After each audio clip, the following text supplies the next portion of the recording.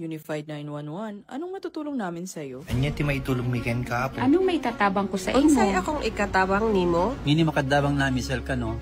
Sa anumang wika o dialekto, may tulong na darating sa iyo.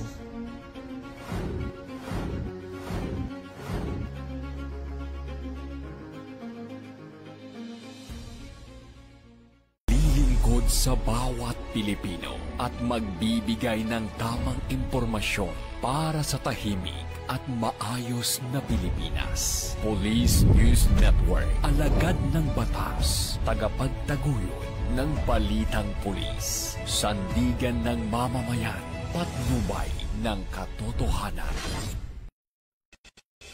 La Campo Crame, maghahatid ng pinakahuling kaganapan at nagbabagang balita. Ito ang PNN Police News Network. At ngayon, ang inyong mga tagapagbalita.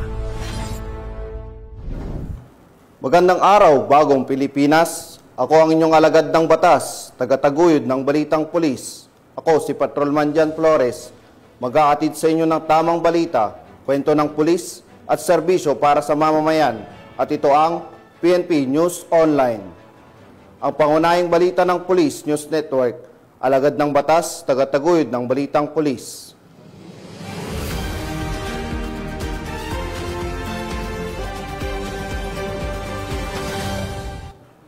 Ngayon ay araw ng linggo at narito ang mga balitang nakalap ng ating PNP correspondents mula sa iba't ibang panig ng bansa.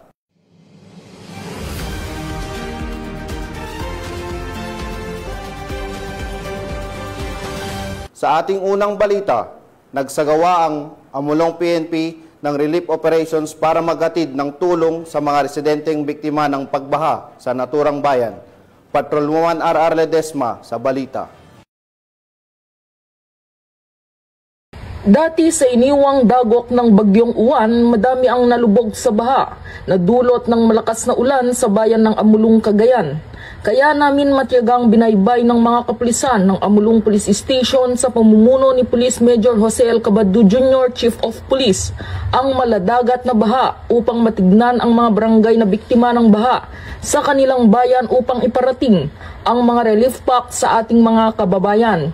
Kasama ng ating mga kapulisan ang mga empleyado ng Local Government Unit, MDRRMO, DSWD, Philippine Coast Guard, 17th Infantry Battalion, 5th Infantry Division, Philippine Army, and Bureau of Fire Protection. Sisikapin ng ating mga kapulisan na abutin at puntahan lahat ng mga kababayan nating nabaha. Nauna nang nakatanggap ng food packs ang mga kababayan nating residente ng Barangay Pakak Grande, Tana, Logong, Alituntong, Amulong, Cagayan. Ang pagseserbisyo ng ating mga kapulisan ay nagpapatunay sa bagong PNP na serbisyong may malasakit, tapat at nararamdaman. Mula dito sa Lambak ng Cagayan, ako ang inyong PNN correspondent, Patrolwoman Ledesma, alagad ng batas, tagataguyod ng balitang pulis. Maraming salamat, Patrolwoman R.R. Ledesma, upang makapaghatid ng serbisyo sa ating mga kababayan. Muling umarangkada ang fulig o ambulansya di paa sa Mountain Province. Police Master Sergeant J. Ford Junicio sa balita.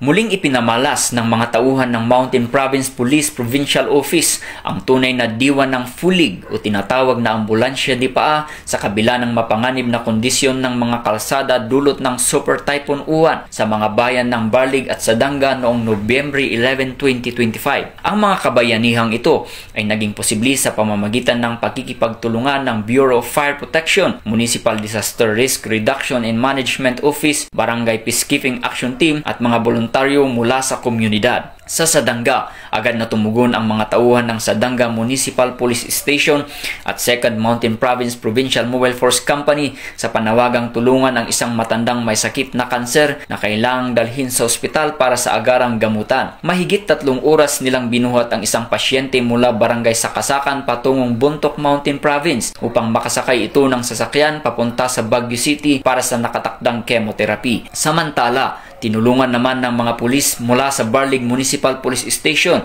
ang isang pasyenteng nakakaranas ng matinding hilo dulot ng alta presyon. Ginamit din nila ang ambulansya di paa upang buhatin ang pasyente mula sa kanyang tahanan patungong Sitio Tangad, Barangay Gawana sa loob ng 40 minuto bago ito sinakay sa police mobile at dinala sa Barlig District Hospital kung saan kasalukuyan siyang ginagamot. Ang gawaing ito ay tunay na nagpapakita ng diwa ng kabayanihan, malasakit at dedikasyon ng mga tagapangalaga ng kapayapaan ng Mountain Province. Sa kabila ng unos at panganib, patuloy nilang pinatunayan ng serbisyong pulis ay hindi napipigilan ng bagyo, ulan o hirap ng daan basta't may buhay na kailangang iligtas.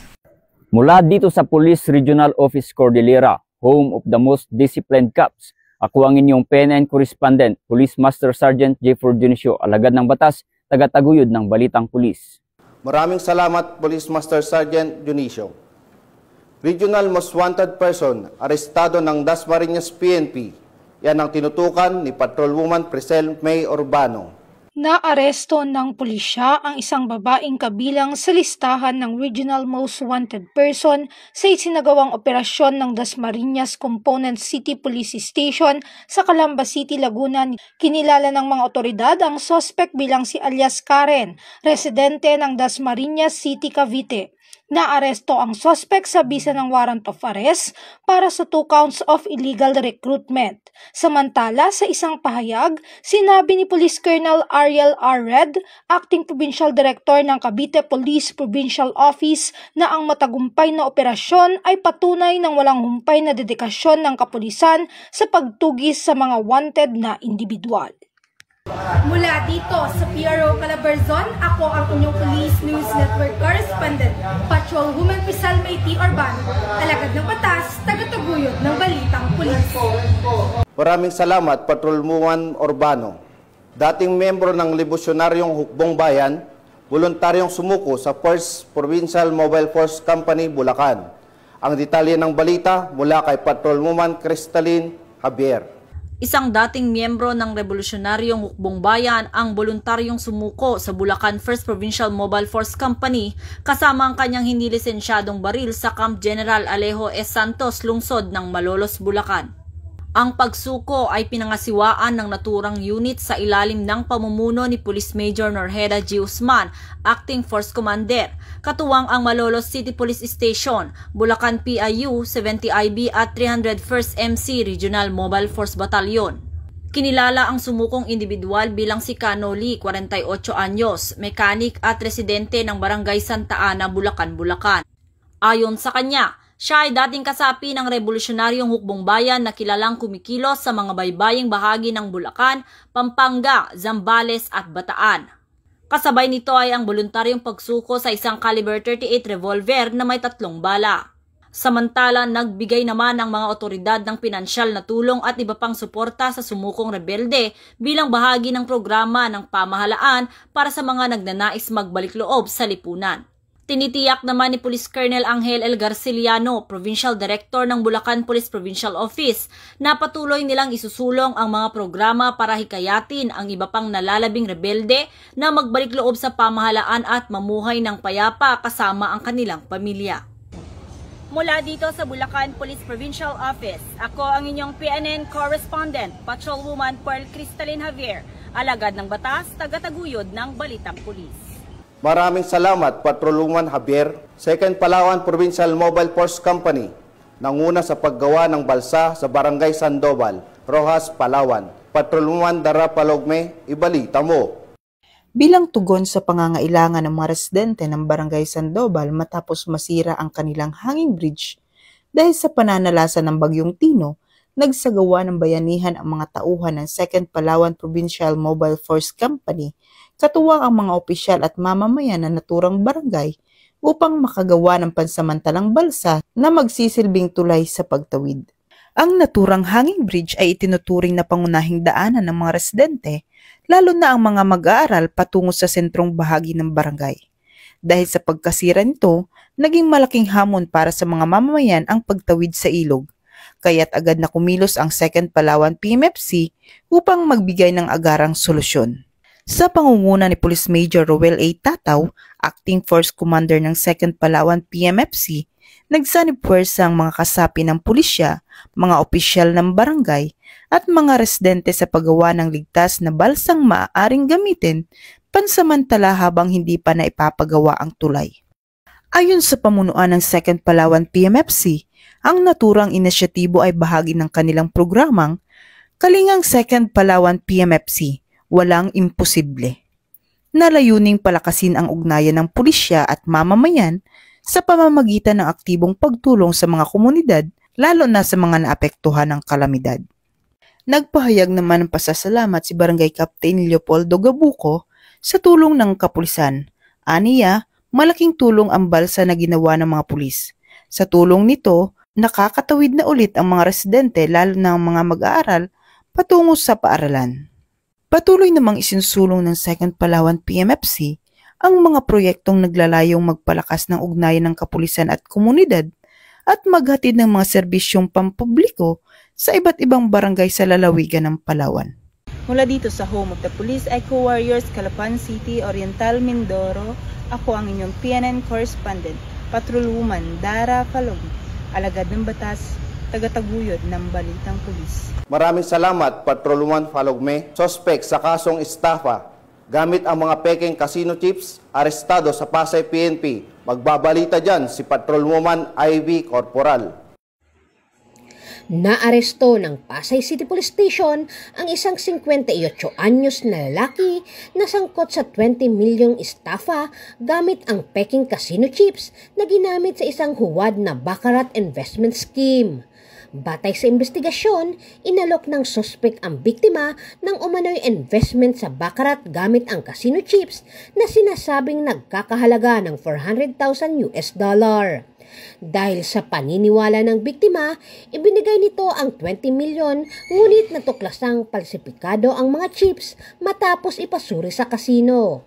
Gamit ang GPS tracker sa bag na naglalaman ng pera, natunton ng mga pulis ang suspect sa Dasmariñas, Cavite at agad itong inaresto sa tulong ng Dasmariñas City Police at Batangas PIU. Narecover mula sa kanya ang 15 million cash, isang Toyota Fortuner at ilang peking casino chips. Nahaharap na ngayon ang suspect na kinilalang si alias Bobby sa kasong estapa na isasampa sa Pasay City Prosecutor's Office. Mula dito sa Camp Bagong Diwa, Bikutan, Taguig City, ako po ang inyong PNN correspondent, Patrolwoman Ivy Corporal, alagad ng batas, tagataguyod ng balitang pulis. Maraming salamat, Patrolwoman Corporal. Napasakamay na ng mga otoridad ang tinuriang top 5 city most wanted person na matagal nang pinagahanap ng batas na may kasong 2 counts of statutory rape sa Barangay Abukay, Tacloban City. Patrolwoman Maria Elena Isingian, ibalita mo. Arestado ng mga autoridad ang tinaguriang top 5 city most wanted person na may kasong 2 counts statutory rape matapos mahuli sa Barangay 91 Abukay, Tacloban City. Naaresto ang akusado bandang alas 9:50 ng gabi ng mga tauhan ng Tacloban City Police Station 2 sa bisa ng warrant of arrest para sa kasong 2 counts statutory rape na walang inirekomendang piyansa. Ang akusado ay dinala sa Tacloban City PS2 para sa kaukulang dokumentasyon at tamang disposisyon. Patunay lamang na ang Tacloban City PNP ay hindi nagpapabaya sa kanilang sinumpaang tungkulin na hulihin ang mga taong tiwalag sa batas upang mapanatiling ligtas ang komunidad nang sa gayon may patupad ang kapayapaan sa bansa para sa ligtas at maunlad na bagong Pilipinas. Mula dito sa Eastern Visayas, ako ang inyong PNN correspondent, Patrolwoman Singian, alagad ng batas, tagataguyod ng balitang pulis. Maraming salamat, Patrolwoman Singian. Hindi na nakapalagpa ang 6 na individual matapos ang ikinasang bypass operation ng mga otoridad kung saan nasabat ang baril at halos 70,000 pesos halaga ng ininalang shabu. Narito ang report ni Patrolwoman Andrea Dominic Tipalubos. Sa tuloy-tuloy na kampanya ng Iloilo City Police Provincial Office laban sa iligal na droga, 6 na individual ang nahuli sa magkahiwalay na bypass operation sa loob lamang ng isang araw sa Santa Barbara, Iloilo nito lamang 11 ng Nobyembre taong kasalukuyan. Pinangunahan ni Police Captain Alberto V. Mangilimutan Jr., Officer in Charge ng Tubungan Municipal Police Station ang unang operasyon na nagresulta sa pagkakaaresto ng 5 sospek, kabilang ang 2 menor de edad Nakumpiska sa kanila ang tinatayang 5 gramo ng hinihinalang shabu, isang 12-gauge rifle at 4 na bala. Samantala, sa hiwalay na operasyon ng Saraga Municipal Police Station na pinamumunuan ni Police Lieutenant Vincent D. Garcia Jr., nahuli rin si alias J.R. Putol, isang 41 taong gulang na tricycle driver matapos makuhanan ng 5 gramo ng hinihinalang shabu. Ang kabuuang halaga ng mga nakumpiskang droga ay umabot sa halos 70,000 piso. Patunay ng determinasyon ng kapulisan na sugpuin ang kalakalan ng ilegal na droga sa lalawigan. Ang mga naarestong sospek ay kasalukuyang nasa kustudiya na ng pulisya at sasampahan ng kasong paglabag sa Republic Act 9165 o ang Comprehensive Dangerous Drugs Act of 2002 at Republic Act 10591 o ang Comprehensive Firearms and Ammunition Act. Samantala, ang 2 minor de edad ay nasa pangangalaga ng Municipal Social Welfare and Development Office para sa wastong disposisyon. Sa bawat matagumpay na operasyon, muling pinapatunayan ng Police Regional Office 6 ang kanilang tapat na serbisyo at malasakit para sa mamamayan. Patuloy silang magsisilbing sandigan ng publiko tungo sa isang ligtas, maayos at drug-free na Western Visayas. Mula dito sa Police Regional Office 6, ako ang inyong Police News Network Correspondent, Patrolwoman Andrea Dominic Di Palobos, alagad na batas, tagataguyod ng Balitang Pulis. Maraming salamat, Patrolwoman Di Palobos. Walang takas sa kamay ng batas ang isang wanted person matapos hainan ng warrant of arrest ng Cebu City PNP. Ang isang factory worker na may kasong sexual assault sa barangay Mambaling, Cebu City. Patrolwoman Judith Nicanor sa balita. Suwak sa rehas ang isang wanted na factory worker na may kasong sexual assault matapos itong maaresto ng kapulisan ng Cebu City sa Maria Gutierrez Street, Barangay Mambaling, Cebu City nito lamang nakaraan. Kinilala ni Police Major Michael John M. Arandia, Station Commander ng Police Station 11 Cebu City Police Office, ang wanted na suspect na si Raymart, 33 anyos, na residente ng Purok Buntod, Barangay Hagimit, Nagas, Cebu.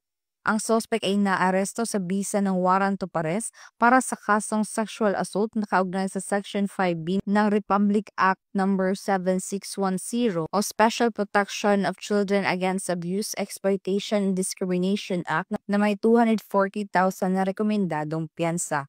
Ang pag-aresto kay Raymart ay nagsisilbing matibay na patunay ng tuloy-tuloy na pagsisikap ng CCPO sa pagsubaybay sa mga wanted na tao, isang malinaw na mensahe na walang sinuman ang makakawala sa batas.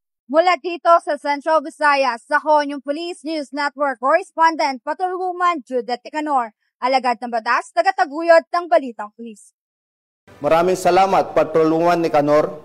Mahigit 100,000 piso hinihinalang shabu nasabat sa bypass operation ng mga otoridad sa Davao Oriental. Patrolwoman Sheena May Ilagan sa detalye. Arestado ang 2 individual sa isagawang bypass operation ng San Isidro Municipal Police Station nito lamang Nobyembre taong kasalukuyan sa San Isidro, Davao Oriental. Kinilala ang mga sospek na sina alias Okok, 34 anyos at alias Norlin, 31 anyos na pawang mga street-level individual sa nasabing lugar. Nakuha mula sa kanilang tinatayang 15 grams na ng shabu na may standard drug price na migit kumulang 102,000 pesos at iba pang mga ebidensya. Naharap ngayon ang mga suspect sa kasong paglabag sa Republic Act 9165 o Comprehensive Dangerous Drugs Act of 2002. Samantala, ang Police Regional Office 11 ay patuloy na pinapaigting ang laban kontra kriminalidad alin sa kampanya ng Bagong Pilipinas ng panatiling kapayapaan at kaayusan tungo sa pagsulong ng bansa. Mula dito sa Rion 11, ako yung PNN Correspondent, Patrolwoman Sheena May Ilagan, alagad ng batas, tagataguyod ng Balitang Pulis. Maraming salamat, Patrolwoman Ilagan. Arestado ang isang drug suspect matapos mahuli ang isinagawang joint bypass operation ng PNP at PDEA sa Valencia City, Bukidnon. Patrolwoman Danessa Verdos, ibalita mo.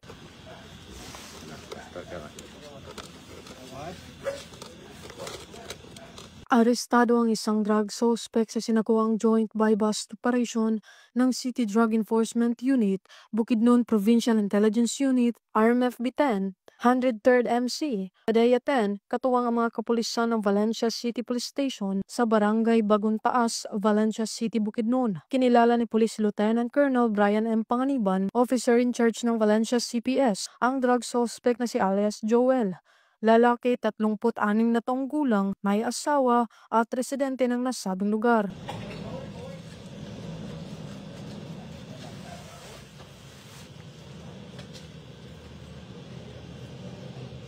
Sa ikanasang joint buy-bust operation ay nagresulta sa pagkakumpiska ng mga pakete ng hinihinalang shabu na may standard drug price na 37,400 pesos, isang cellphone at isang 500 peso bill na ginamit bilang buy-bust money. Ang suspek ay nahaharap sa kasong paglabag sa RA 9165 o Comprehensive Dangerous Drugs Act of 2002.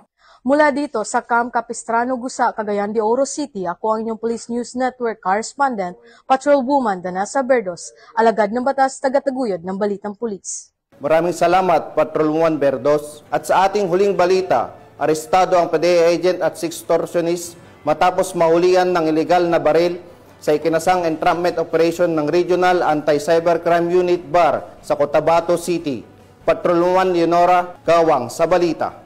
Isang agent ng Philippine Drug Enforcement Agency ang naaresto matapos umano'y manakot na ipapahiya sa publiko ang kanyang karelasyong babae gamit ang mga maselang larawan at video nito at pagkakakumpiska ng isang iligal na baril sa isinagawang entrapment operation ng mga operatiba ng PNP Regional Anti-Cybercrime Unit BAR, katuwang ang PNP Station 2 sa bahagi ng Peña Francia Street, Rosary Height 11, Cotabato City, nito lamang ika-11 ng Nobyembre taong kasalukuyan. Kinilala ni Police Lieutenant Colonel Arnold Acosta, Assistant Chief ng Racobar, ang suspek na si alias Ron, 37 na taong gulang, PDEA agent at kasalukuyang nanunuluyan sa Rosary Height 1, Cotabato City, habang kinilala ang biktima na si alias Beng, 22 na taong gulang. Ayon sa mga otoridad, isinagawa ang naturang operasyon bandang alas 8 ng gabi ng nasabing petsa nang makatanggap ang naturang unit ng isang sumbong mula sa isang complainant tungkol sa ginawang pamimilit sa biktima na makipagtalik at magbigay ng pera sa suspek kapalit ng hindi pagpapakalat nito ng kanyang masiselang larawan at video sa publiko. Agad namang gumawa ng agarang aksyon ang mga personahe ng Racobar at Cotabato City Police Station 2 na nagresulta sa pagkakaaresto ng suspek at pagkakakumpiska ng mga ebidensya. Nakuha mula sa suspek ang 2 piraso ng trust condom, 800 peso bill, isang ATM card identification cards, isang unit ng Yamaha Aerox at isang caliber 45 pistol at 5 bala. Nasa kustodiya na ng naturang istasyon ang suspek at posibleng mahaharap sa kasong paglabag sa Republic Act 9995 o Anti-Photo and Video Voyeurism Act of 2009, Article 286 ng Revised Penal Code o Grave Coercion, at Republic Act 10591 o Comprehensive Firearms and Ammunition Regulation Act. Ayon kay Police Brigadier General Jason C. De Guzman, Regional Director ng ProBAR, ang matagumpay na operasyong ito katuwang ang iba't ibang sangay ng pamahalaan ay patuloy na magsisilbing patunay sa maigting na kampanya ng mga kapulisan laban sa kriminalidad upang matiyak ang kaligtasan at kapayapaan sa rehiyon ng Bangsamoro. Mula rito sa rehiyon ng Bangsamoro, ako ang inyong Police News Network Correspondent, Patrolwoman Leonora Gawang, alagad ng batas, tagataguyod ng Balitang Pulis. Maraming salamat, Patrolwoman Gawang, sa ngalan ng pamunuan ng Philippine National Police, sa pangunguna ni Acting Chief PNP Police Lieutenant General Jose Melencio Nartates Jr. at sa pamumuno ni President Ferdinand Bongbong Marcos Jr., kami ay maglilingkod sa bawat Pilipino at magbibigay ng tama at balanseng balita. Mula rito sa tanggapan ng tagapag-ugnay ng Pambansang Pulisya, ako ang inyong alagad ng batas, tagataguyod ng Balitang Pulis. Kami ang bagong PNP para sa bagong Pilipinas, serbisyong mabilis, tapat at nararamdaman, paghahatid ng tamang balita, kwento ng pulis at serbisyo para sa mamamayan. At ito ang PNP News Online, ang pangunahing balita ng Police News Network.